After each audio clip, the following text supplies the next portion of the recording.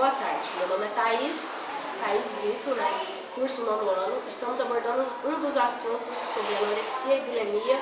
É um tipo de distúrbio alimentar. Para isso estamos aqui com a Priscila, que vai nos auxiliar sobre este assunto. Boa tarde, Priscila. Bom dia. Bom dia. Uma das perguntas que nós temos é qual a diferença entre anorexia e bulimia?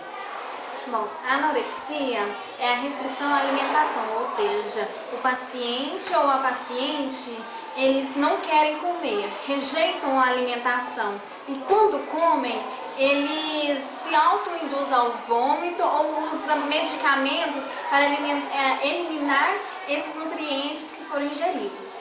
Já a bulimia é um distúrbio em que a pessoa fica muito tempo sem comer e quando come compulsivamente, ou seja, come acima dos valores normais para ingerir. Ou seja, em vez de comer 1000 calorias, elas comem mais de 2000, 3000 calorias em uma só vez. E quais são as principais consequências que a bulimia e a anorexia podem trazer?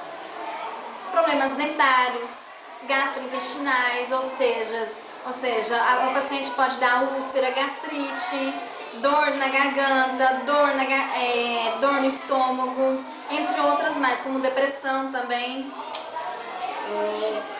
Tem alguns casos que as pessoas elas comem, né, excessivamente e vomitam e depois, quando ela procura um tratamento, elas não aceitam isso como uma doença. Elas falam que isso é como se fosse um modo de vida. Na verdade, as pessoas que possuem esse distúrbio, elas têm vergonha do estado que elas estão.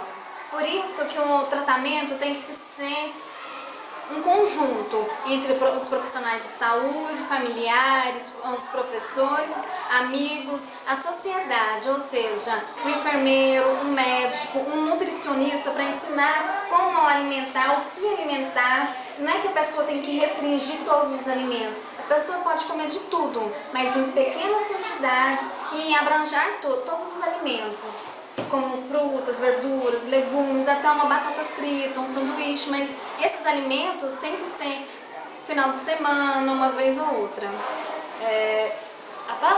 Para a gente buscar tratamento, a gente precisa assim, ir no posto de saúde assim, na UAI. Eles têm esse tipo de tratamento ou a maioria tem que ser pago?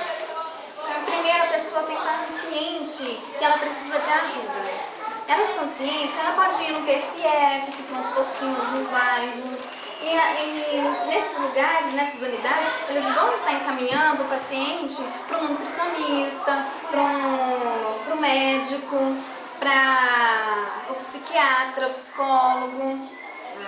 Aí eles, nesse caso, quando eles estão em acompanhamento com os médicos, né, a equipe médica, é importante, muitas das vezes, a família, né, ajudar os médicos nesse tratamento, vamos dizer.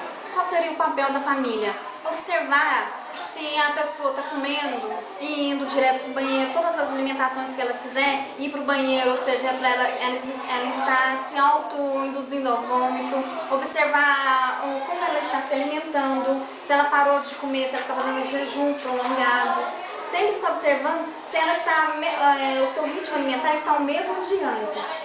E o tratamento, o que a paciente vai fazer? Vai ter a psicoterapia, vai ser em conjunto com a família ou o psicólogo e restrito, só ela e o profissional. Muitas das vezes, quando ela está com um profissional, ela está conversando com o profissional sobre essa doença, e ela assume realmente que ela tem uma doença, é mais fácil para ela se tratar? Com certeza, ela está se expondo. Ela está se prontificando a se tratar e isso ajuda muito no tratamento.